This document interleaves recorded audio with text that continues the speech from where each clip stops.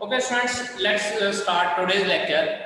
आज का जो लेक्चर है दैट इज एक्सरसाइज 13.2। मैंने आप लोगों को पिछले लेक्चर में भी बताया था कि आपकी सप्लीमेंट्री मटेरियल जो है, सप्लीमेंट्री मटेरियल में जो आंसर्स के बाद के पेजेस हैं उनमें ये एक्सरसाइज इन्वॉल्व है और ये एक्सरसाइज दो फॉर्मूलेस के ऊपर बेस्ड है।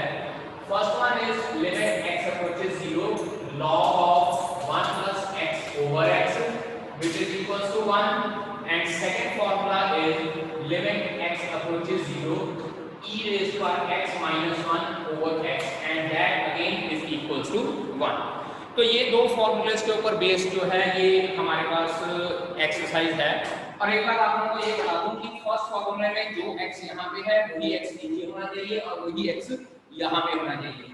Similar case with this limit, इसमें भी e की पावर में जो x है वही x डिनोमिनेटर में होना चाहिए और वही x जो है यहाँ नीचे लिमिट में हमारे पास होना चाहिए। ठीक है जी। So let us start first question from this exercise, that is limit x approaches 0 e raised to 4x minus 1 divided by x। अब यहाँ पे देखिए हम लोग ये सेकंड फार्मूला अप्लाई करेंगे e raised to 4x minus 1 over x। अब यहाँ पे न्यूमरेटर में हमारे पास 4 है तो डिनोमिनेटर में भी 4 होना चाहिए और यहाँ पे भी 4 होना चाहिए। सो मैं क्या करता हूँ लिमिट 4x अप्रोचेस 0, क्योंकि दोनों साइड पे अगर 4 से मल्टीप्लाई कर देंगे हमारे पास यही सेम रहेगा। And here I can write it as e raise power 4x minus 1 over 4x multiplied by 4। तो 4 से यहाँ मल्टीप्लाई कर दिया और 4 से ही यहाँ पे डिवाइड कर दिया। अब in the next step this is limit 4x approaches 0 e raised to 4x minus 1 over 4x multiplied by 4। और इसके बाद हम लोग अप्लाई लिमिट कर सकते हैं डायरेक्टली, और जब हम लोग लिमिट अप्लाई करते हैं तो इसका आंसर मेरे पास आ जाता है 1 multiplied by 4 and that's your answer will be equal to 4 for this question। Understand? Note कर लीजिए बेटा। Limit x approaches 0, second question is limit x approaches 0 e raised to power x plus 2 e raised to x plus 2 minus e raised to 2 over x। अब बेटा यहाँ पे फिर से कोई फॉर्मूला लगाना है तो फॉर्मूले में मैंने आपको पहले भी बोला है कि सेम वही चीज होनी चाहिए, जो यहाँ पे हमारे पास x है वही यहाँ पे x होना चाहिए और वही यहाँ पे x होना चाहिए। अब यहाँ पे या तो मैं प्लस 2x करूंगा और अप्रोचेस माइनस 2 करूंगा, या क्या करता हूँ यहाँ पे देखिए स्टेप को लिमिट x अप्रोचेस 0 मैं e रेज़ टू 2 कॉमन निकालता हूँ। अब अंदर मेरे पास यहाँ पे रह जाता है e raise to x minus 1 over x। Check कीजिए बेटा जी, जब मैं यहाँ से e रेज़ टू 2 कॉमन निकालूंगा, e रेज़ टू 2 इसके साथ मल्टीप्लाई होएगा तो मेरे पास e रेज़ x plus 2 रह जाएगा, 1 के साथ मल्टीप्लाई होएगा तो e रेज़ टू 2 ही रह जाएगा। सो अल्टीमेटली अब मैं e रेज़ टू 2 कॉमन निकाल लिया तो अंदर मेरे पास formula e raise x minus 1 over x की फॉर्म का बन जाता है। सो अब हम लोग क्या कर सकते हैं, डायरेक्ट अप्लाई लिमिट, और जब लिमिट अप्लाई करते हैं तो मेरे पास आंसर बचता है e raised to 2 into 1, that is e square will be your answer for this question। Understand? Limit x approaches 5 e raised to x minus e raised to 5 over x minus 5। अब यहाँ पे हम लोगों ने limit apply करना है तो मेरे पास यहाँ पे 1 होना चाहिए।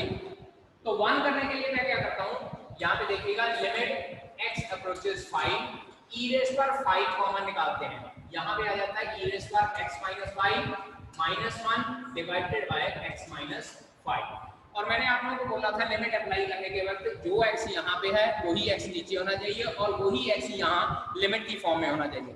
अब यहाँ पे x अप्रोचेस 5 है और फॉर्मूले में क्या होता है x अप्रोचेस 0, तो मैं यहाँ पे थोड़ा सा चेंज करता हूँ, it implies limit x minus 5 approaches 0। Check कीजिए जो ये 5 राइट हैंड साइड पे था इसको लेफ्ट हैंड साइड पे लेके आऊँ, so it will become x minus 5 approaches 0 e raised to 5 into e raised to x minus 5 minus 1 over x minus 5, and now its answer will be e raised to 5 multiplied by 1। यहाँ पे लिखेंगे using limit x approaches 0 e raised to x minus 1 over x is equals to 1। So our answer for this question will be equals to e raised to 5। Understand? Fourth of this exercise, limit x approaches 0 e raised to sin x minus 1 over x, e raised to sin x minus 1 over x। अब इसको solve करना है, we'll write it like limit x approaches 0 e raised पर sin x minus 1 into 1 by x। क्योंकि यहाँ पे e raised पर sin x है, तो मुझे डिनोमिनेटर में भी इसके sin x लेके आना पड़ेगा, so that I can solve this question या डायरेक्टली लिमिट फॉर्मूला अप्लाई कर सकूं मैं यहाँ पे। It will be limit x approaches 0। अब यहाँ पे मैं क्या करता हूँ, e raised पर sin x minus 1 sin x से नीचे डिवाइड कर दिया और sin x से ही ऊपर मल्टीप्लाई कर दिया। So here I can write it limit x approaches 0 e raised by sin x minus 1 over sin x multiply by limit x approaches 0 sin x over x। मैंने पहले भी आप लोगों को बताया था कि अगर हमारे पास मल्टीप्लिकेशन में आ जाता है तो हम लोग क्या है कि दो बार लिमिट्स को फार्मूले को हम लोग अप्लाई कर सकते हैं। अब यहाँ पे हम लोग इसको फर्दर, क्योंकि sin x है नीचे भी sin x है तो मुझे यहाँ पे भी sin x चाहिए। बेटा अगर x अप्रोचेस 0 है ना तो इसका मतलब sin x भी अप्रोचेस 0 हो जाएगा। So I can write it like limit sin x approaches 0 e raised पर sin x minus 1 over sin x multiply by limit x approaches 0 sin x over x। और यहाँ पे ये देखिए हमारे पास दोनों के दोनों फॉर्मूले स्टैंडर्ड लिमिट के बन गए हैं। इसका आंसर मेरे पास आ जाएगा 1 और इसका भी आंसर मेरे पास 1 आ जाएगा। So ultimately resultant answer will be equals to 1 for this question. ठीक है जी, दोबारा रिपीट कर रहा हूँ। फिफ्थ क्वेश्चन e raised पर x minus e raised पर 3 over x minus 3 same as third question है। वहां पे हम लोगों ने e raised पर 5 कॉमन निकाला था, यहाँ पे e raised पर 3 कॉमन निकाल लेते हैं। जब e raised पर 3 कॉमन निकालेंगे तो यहाँ पे मेरे पास e raised पर x minus 3 बन जाएगा। क्योंकि बेटा जब हम लोग किसी चीज को कॉमन निकालते हैं तो इसका मतलब होता है हम लोग उस टर्म को उतनी पावर के साथ डिवाइड कर रहे हैं। और जब e raised पर x को e raised पर 3 से डिवाइड करेंगे तो यहाँ हमारे पास बचता है e raised पर x minus 3। अब यही x minus 3 यहाँ पे भी बनाना है, तो ये जो 3 है लेफ्ट हैंड साइड पे ले जाता हूँ। x minus 3 हमारे पास बचेगा e raised पर 3 into e raised पर x minus 3 minus 1 over x minus 3। और उसके बाद हम लोग अप्लाई लिमिट कर देते हैं बिकॉज हमारे पास स्टैंडर्ड रिजल्ट बन जाता है and we get the answer as e raised पर 3 फॉर दिस क्वेश्चन। ठीक है जी।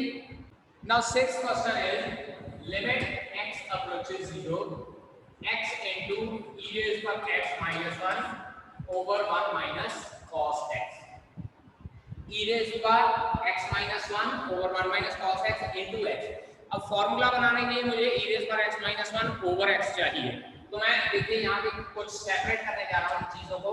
Limit x approaches 0 e raised पर x minus 1 multiply by x जो ये पहले लिखा हुआ है इसको बाद में लिख देता हूँ ओवर 1 minus cos x, और इसको मैं रैशनलाइजेशन कर देता हूँ।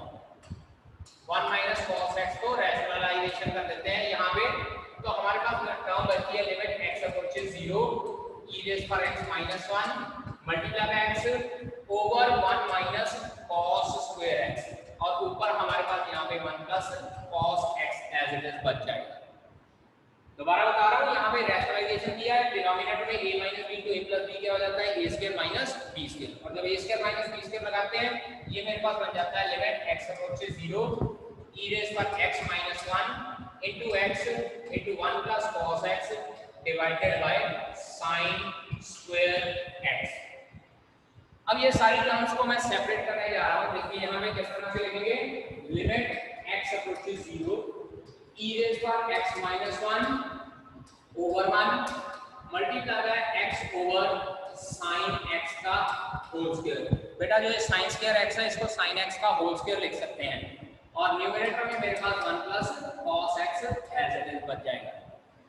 अब यहाँ पे फॉर्मूला बनाने के लिए मुझे x से डिवाइड करना पड़ेगा, और अगर x से डिवाइड करेंगे तो यहाँ पे x से मल्टीप्लाई कर देते हैं। So this will be equals to limit x approaches 0 e raised पर x minus 1 over x multiply by x square over sin x का whole square multiply by 1 plus cos x। ठीक है, and after that this will become equals to limit x approaches 0 e raised पर x minus 1 over x, और इसको मैं लिख देता हूँ x over sin x का whole square into 1 plus cos x। और बेटा जी ध्यान दीजिए, ये हमारे पास फॉर्मूला बन गया है e⁻x-1 ओवर x का, और ये sin x ओवर x का रेसिप्रोकेशन में फार्मूला। इसका भी आंसर हमारे पास 1 होता है, स्टैंडर्ड रिजल्ट है, और इसका भी आंसर हमारे पास 1 होता है, स्टैंडर्ड रिजल्ट। और यहाँ पे हम लोग cos x की वैल्यू 0 पुट कर सकते हैं।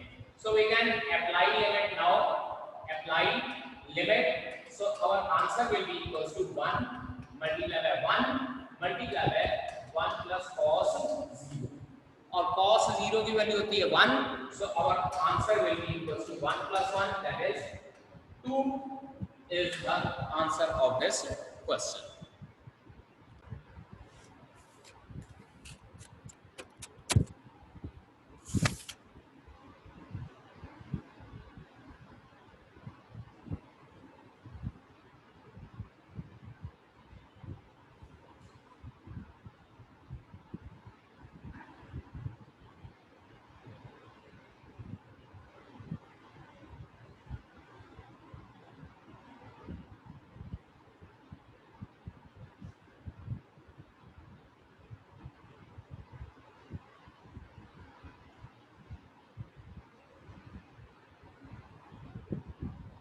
बिंद्रा साहब वीडियो ऑन कीजिए अपनी।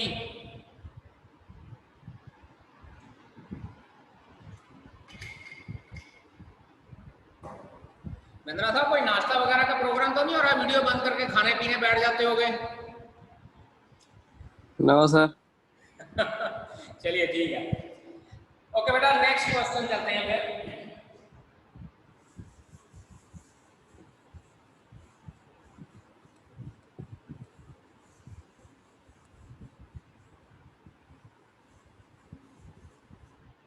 Now next question is 7th question.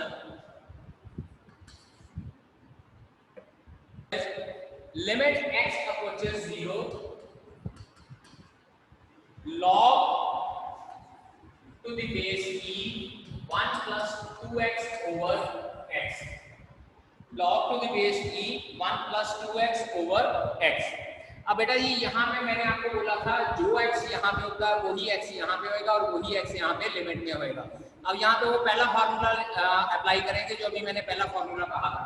So it will be limit, ऐसे कर लेते हैं, डायरेक्ट लिख देता हूँ 2x approaches 0 multiply by both side by 2 कर देते हैं, log to the base e 1 plus 2x over 2x multiply by 2, 2 से मल्टीप्लाई कर दिया और 2 से ही डिवाइड कर दिया, और ये हमारे पास डायरेक्ट फॉर्मूला बन रहा है। So we can say that it is apply limit and we get the answer as 1 multiply by 2 is equals to 2. So 2 will be the answer for this question. Now question number 8 of this exercise is limit x approaches 0, log of 1 plus x cube over sin cube x. अब बेटा जी ध्यान दीजिए, यहाँ पे मैंने नीचे log के base में e नहीं लिखा, तो लॉग के बेस में e लिखें या ना लिखें that doesn't matter. So this will be equals to limit x approaches 0, log of 1 plus x cube over 1 multiply by 1 over sin x का whole cube. जो x यहाँ पे है वही x नीचे होना चाहिए और वही x इधर होना चाहिए. अब यहाँ पे देखिए this will be equals to limit x approaches 0, log 1 plus x cube के साथ मैंने यहाँ डिवाइड किया और x cube के साथ यहाँ पे मल्टीप्लाई कर दिया. So again this will become equals to limit x approaches 0, log 1 plus x cube over x cube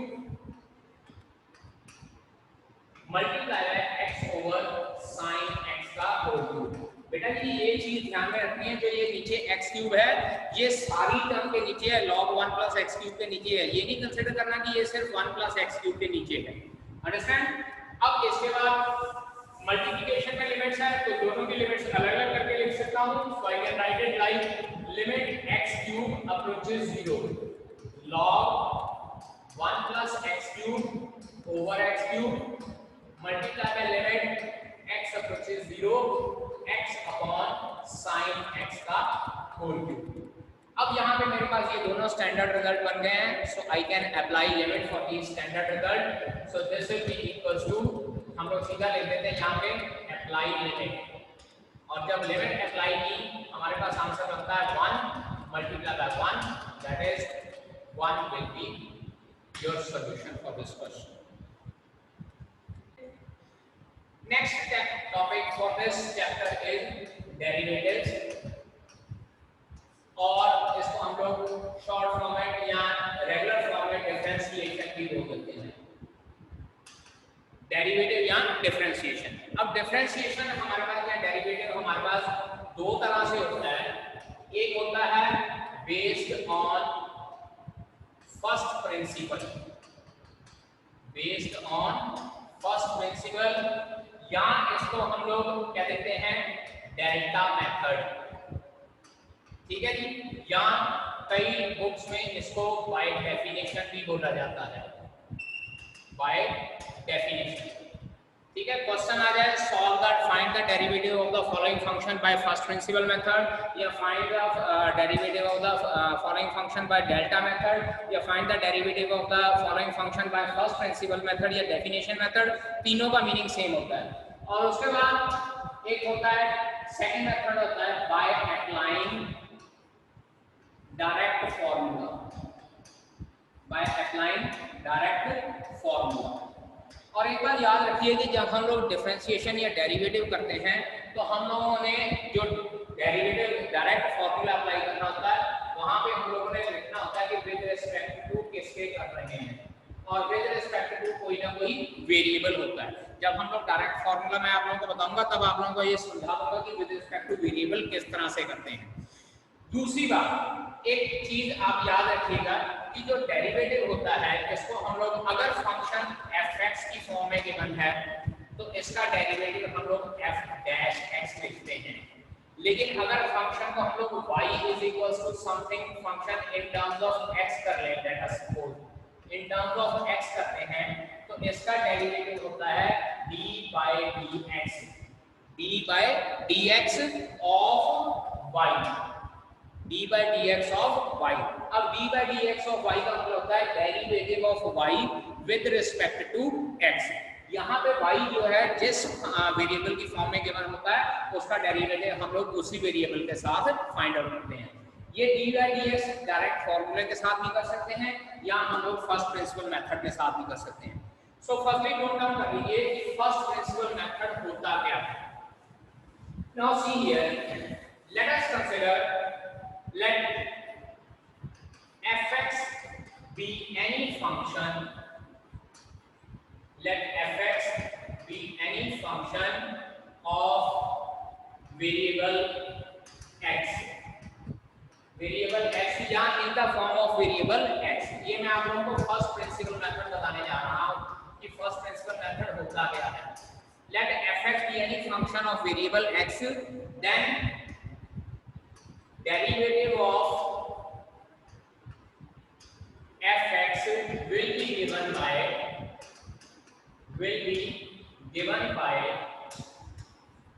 limit x approaches 0, या इसको h approaches 0 लिखते हैं। Derivative of the function fx will be given by f dash x, and this will be given by limit h approaches 0 f of x plus h minus fx divided by h। या कई books में इसका जो f dash x का formula है वो इस तरह से लिखा होता है, limit delta x approaches 0 f of x plus delta x minus fx divided by delta x। जो ये ट्रायंगल का सिंबल है इसको हम लोग डेल्टा बोलते हैं, वेयर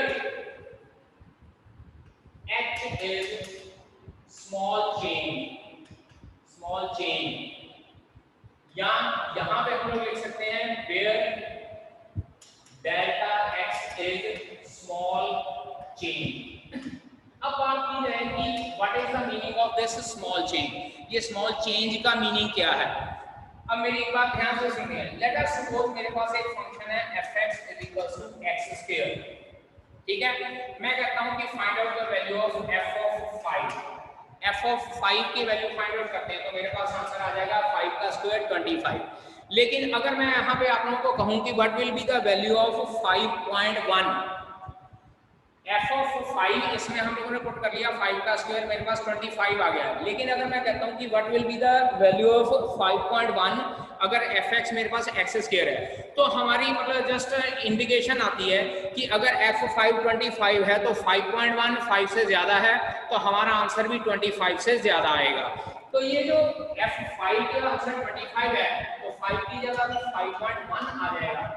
तो ये 5.1 जो है this is the small change delta x या h, और डेल्टा x या h में जो हमारे पास स्मॉल चेंज आता है उसके अकॉर्डिंगली रिजल्टेंट आंसर में भी हमारे पास चेंज आएगा। सो दिस स्मॉल चेंज आइदर इसको मैं 5 प्लस 0.1 लिख सकता हूँ, और ये स्मॉल चेंज पॉजिटिव भी हो सकता है या नेगेटिव भी हो सकता है। 5.1 का स्क्वायर 25 से ज्यादा हो जाएगा, यहाँ पे मैं कहूँगा कि 4.9, अब 4.9 को मैं 5 माइनस 0.1 लिख सकता हूँ। तो जो मेरे पास 5 था उसमें स्मॉल चेंज आया था आइदर प्लस का 0.1 और माइनस का 0.1। So this small change is known as small h या delta x for finding out the derivative of a given function. So this was the definition for derivative of given function using first principle method. Paper में question आता होता है directly, या तो हम लोगों को कहा होता है कि find out the derivative of the given function, या हम लोगों को कहा होता है find out the derivative of the given function by first principle method. और अगर फर्स्ट प्रिंसिपल मेथड कहा है तो हम लोगों ने ये फॉर्मूला अप्लाई करना है, और इस फॉर्मूले को अप्लाई करने के लिए हम लोगों को लिमिट्स की नॉलेज होनी चाहिए। दैट इज वाई कि पहले हम लोगों ने लिमिट्स का कंसेप्ट पढ़ाया, अब हम लोग डेरिवेटिव का कंसेप्ट पढ़ेंगे। और यहाँ पे देखिए डिनोमिनेटर में h है और हमारी लिमिट भी h अप्रोचेस 0 है, इसका मतलब डिनोमिनेटर 0 बन रहा है, और डिनोमिनेटर 0 बन रहा है तो देखिएगा न्यूमरेटर भी 0 बनता होगा, और फिर वहाँ पे हम लोग लिमिट के वो कंसेप्ट आइदर रैशनलाइजेशन और बाय फैक्टराइजेशन और बाय यूजिंग स्टैंडर्ड रिजल्ट्स वगैरह यूज करके हम लोग लिमिट्स अप्लाई करेंगे, और उसके बाद फिर हम लोग डेरिवेटिव फाइंड आउट कर सकते हैं। Understand? An example f(x) is equals to x square and I want to find out the derivative of this function using first principle।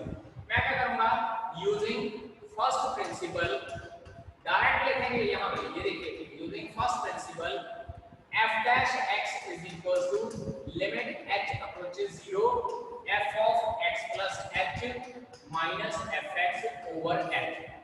अब बेटा देखिए अगर fx की वैल्यू x स्क्वायर है तो it implies f of x plus h की value मेरे पास x plus h whole square होनी चाहिए। इन क्वेश्चन में इस तरह से होता है कि जहां पे x होता है, जो x में चेंज होता है वही x के अकॉर्डिंगली यहाँ पे हम लोग यहाँ पे चेंज कर देते हैं। यहाँ देखिए x था तो x स्क्वायर था, और अगर x plus h हो जाएगा तो जहाँ पे x है वहां पे हम लोग x plus h लिख देंगे। अब ये वैल्यूज इस फंक्शन में पुट करते हैं, it implies f dash x is equals to limit h approaches 0 x plus h whole square, ये आई fx plus h की वैल्यू। इसके बाद fx की वैल्यू वो थी हमारे पास x square divided by h। So this will be equals to limit h approaches 0 a plus b whole square का फार्मूला लगा के इसको एक्सपेंड करते हैं, a square plus b square plus 2ab minus x square over h। Minus का x square plus का x square cancel out हो गया।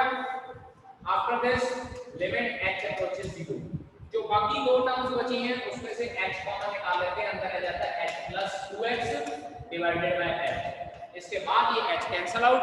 अब मेरे पास डिनोमिनेटर 0 नहीं बना, मैं अप्लाई लिमिट कर देता हूं 2, सो ये आ जाएगा 0 plus 2x। So our answer is 2x। तो इसका मतलब क्या है कि अगर हमारे पास that is if the function is x square तो उसका डेरिवेटिव क्या हो जाएगा 2x। ठीक है जी। So I'll take your leave for the present meeting. We'll meet day after tomorrow.